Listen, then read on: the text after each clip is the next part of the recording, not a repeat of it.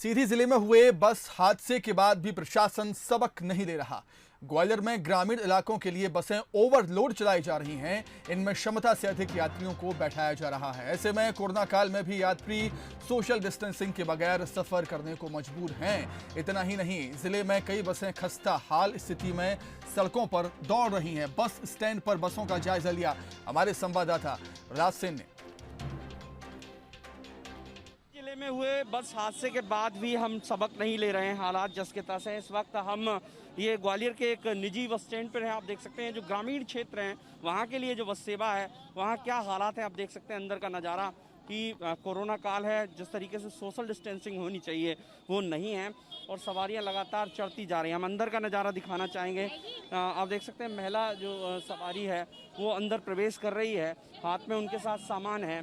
थोड़ा सा ये जो प्रवेश द्वार है वो बेहद सकरा है और कोशिश करते हैं कि हम अंदर प्रवेश करें और अंदर के नज़ारा आपको दिखाने की कोशिश करते हैं। हम अंदर पहुंच गए हैं। किस तरीके से यहाँ पर केबिन में लोग बैठे हुए हैं। क्यों बाबूजी, ये बस ऐसे ही जाती है भर के? हाँ, आज ही भरी है केवल। कहाँ जा रहे हैं? कहाँ की यात्रा कर रहे हैं? डबरा की यात्रा कर रहे हैं। अच्छा, और हम दिखाना चाहेंगे कि कुछ लोग अब चूंकि बस भर चुकी है इसलिए कुछ लोग जो इसका कॉरिडोर है उसमें खड़े हुए हैं, जो गलियारा है उसमें खड़े हुए हैं। तो नज़ारा आप देख सकते हैं कि ये हालात हर बस में दिखाई देते हैं। क्षमता से अधिक सवारी। जी सर, क्षमता से अधिक सवारी हैं। हम तो डेली आने जाने वाले कम्यूटर हैं, कॉलेज स्टूडेंट हैं, तो हमें तो ऐसे ही एडजस्ट करके जाना पड़ता है।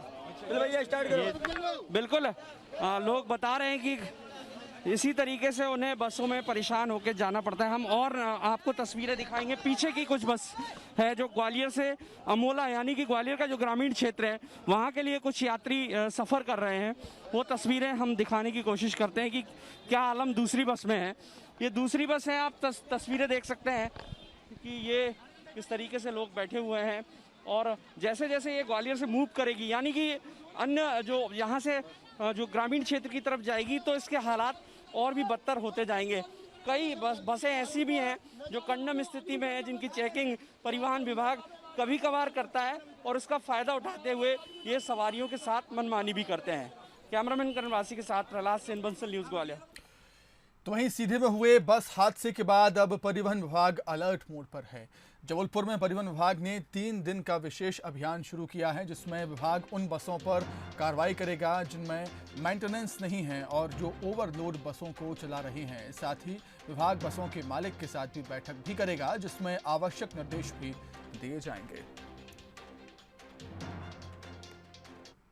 सीधी जिले में एक दुखद दुर्घटना हुई है, जिससे कि माननीय परिवहन आयुक्त महोदय द्वारा संपूर्ण प्रदेश में 3 दिवसीय जांच अभियान का निर्देश जारी किया गया है। उस निर्देशों के परिपालन में प्रदेश का संपूर्ण परिवहन अमला, जिसमें जबलपुर जिला भी सम्मिलित है, एक व्यापक अभियान के लिए जमीनी पैमाने पर उतरा है और इन 3 दिनों में सघन जांच करके संपूर्ण यात्री वाहनों की, विशेष करके बसों पर कार्रवाई करके उनको दुरुस्त करने का प्रयास किया। सीधी हादसे में 51 लोग जब मौत की नींद सो गए, तब कहीं जाकर परिवहन विभाग की नींद खुली है और अब ओवरलोड बसों पर जुर्माना ठोका जा रहा है। बैतूल में परिवहन अधिकारी ने खुद ही कमान संभाल ली। सभी ब्लॉक में बसों की चेकिंग की जा रही है। घटना के बाद बस संचालक भी सतर्क हो गए हैं। हालांकि चेकिंग के दौरान 4 ओवरलोड बसें अधिकारियों के हत्थे चढ़ी, जिन पर भारी भरकम जुर्माना लगाया गया। जांच में बस संचालकों की लापरवाही भी सामने आई और अब लापरवाह संचालकों के खिलाफ सख्ती से कार्रवाई जारी है। महोदय के निर्देश और कलेक्टर महोदय के आदेश अनुसार ये चेकिंग अभियान है जो आज से 3 दिन का है। उसके आगे भी ये बढ़ सकता है। लगभग 4000 के चालान इसमें हम कर चुके हैं जो ओवरलोड पे थे और बाकी सभी वाहनों के दस्तावेज लगभग कंप्लीट। आगे भी ये कार्यवाही लगातार जारी रहेगी।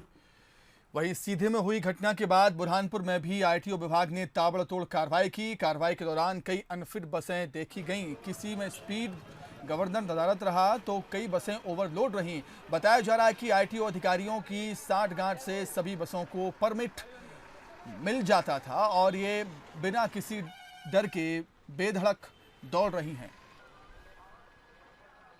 सीधी की घटना के बाद सभी जगह पे कार्रवाई हो रही है। इसमें ट्रांसपोर्ट कमिश्नर महोदय और कलेक्टर महोदय के द्वारा निर्देश दिए गए हैं कि जो भी बसें ओवरलोड या फिर बिना स्पीड गवर्नर के चलती है, जिनमें स्पीड गवर्नर की सील टूटी हुई है या फिर स्पीड गवर्नर नहीं है, तो उनके ऊपर कार्रवाई की जा रही है। अभी हमने लगभग 10 से 15 बसों में चेक की, उसमें से 2-3 बसों में ही स्पीड गवर्नर है, बाकी सभी में स्पीड गवर्नर नहीं है या फिर सील टूटी हुई है। उनके ऊपर चालानी कार्रवाई होगी और अगर उनको चालान नहीं भरते तो फिटनेस भी निरस्त किया जा सकता है। तो देखिए, अमूमन होता यह है कि हादसों के बाद अक्सर जिम्मेदार अफसरों की नींद खुलती है और फिर आनन फानन में सरकारी अमला सड़कों पर कार्रवाई करते नजर आने लगता है। सीधी में बस हादसे का कारण केवल बस का ओवरलोड होना नहीं था, बल्कि बस के खस्ता हाल होने की बात भी सामने आई है। श्योपुर में सड़कों पर फर्राटे मार रही बसों का जब ग्राउंड जीरो पर रियलिटी चेक हुआ तो कई खराब और खटारा बसें बस स्टैंड पर खड़ी हुई मिली हैं, जो शहर से गांव में सवारियों को लाकर यहां वहां ले जाती हैं। हैरानी की बात यह है कि आरटीओ को इस तरह की बसों के चलने की कोई जानकारी ही नहीं है। वहीं सलापुरा के चंबल नहर पुल की रेलिंग भी टूटी मिली है।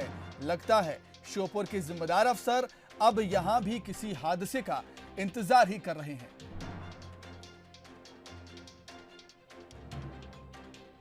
चेकिंग की जाती है और मेरे स्टाफ के द्वारा बैरियर का स्टाफ लेके, क्योंकि पर्याप्त स्टाफ नहीं है, उसके बाद भी मैं मुरैना से संभागीय फ्लाइंग हमारी आगे और बिल्कुल सतत रूप से कार्य कर रही है। विभाग में अभी माननीय परिवहन आयुक्त महोदय ने सघन चेकिंग के तुरंत आदेश दे दिए और निरंतर चेकिंग जारी रहेगी।